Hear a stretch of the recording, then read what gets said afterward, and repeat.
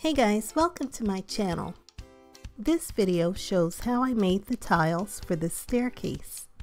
This technique can be used to make tiles for any area in your dollhouse.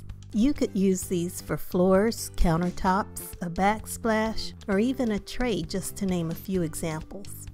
So the first step is to search online for images of tiles. You can search for Mexican tiles, Mexican ceramic tiles, Spanish tiles, or any combination of those terms until you find something you like. Look for images that have the tiles arranged in a grid pattern with at least 5 across.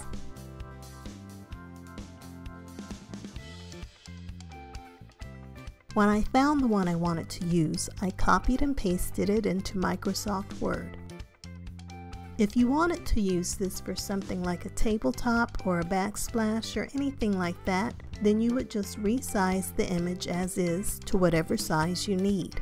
But for stair risers, I need to separate the tiles into rows and then resize each row. To do that, I press the Windows key plus Shift plus the letter S all at the same time. That makes the snipping tool pop up. Then I use the cursor to draw a rectangle around the top row of tiles. And then I right-click and paste. And now I can resize just that row to fit the stair riser.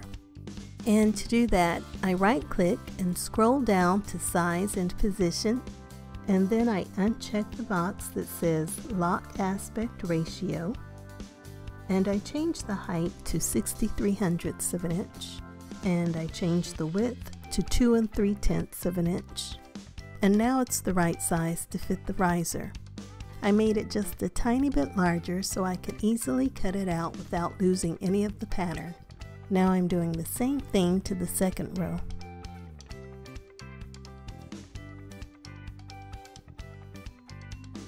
I just continue this for every row until the page is filled up. You can paste the rows in any order, and you can mix and match them with other images. So the next step is to print out the page. For the stairs, I used regular paper, but if you want a more noticeable 3D effect, then you could use cardstock. I printed out 2 pages because I wanted to experiment a little bit. And I let both pages sit for about an hour so the ink could dry completely and not smear.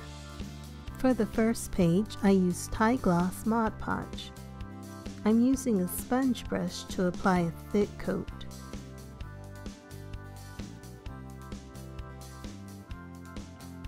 For the second page, I'm using a semi-gloss polyurethane, and again, I'm applying a pretty thick coat.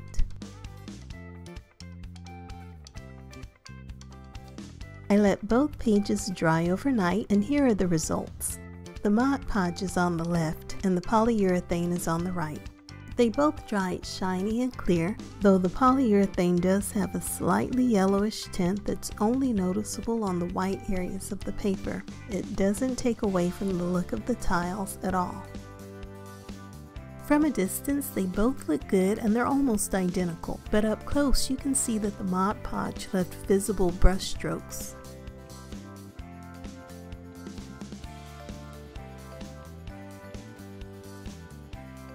The polyurethane has a much smoother finish, and even though it's a subtle difference and you really can't tell from a distance, I like this one better. I'm cutting out a row with 5 tiles. I'm leaving a little white around the edges that I can trim off after it's been glued onto the riser. Now this step just gives the tiles a little bit more definition. I'm going around each one using a ball stylus, and I'm working on a piece of thick foam. Then I flip it over, and I use the large ball to go over each tile. I'm sort of pushing them out and away from the grout lines that I just made.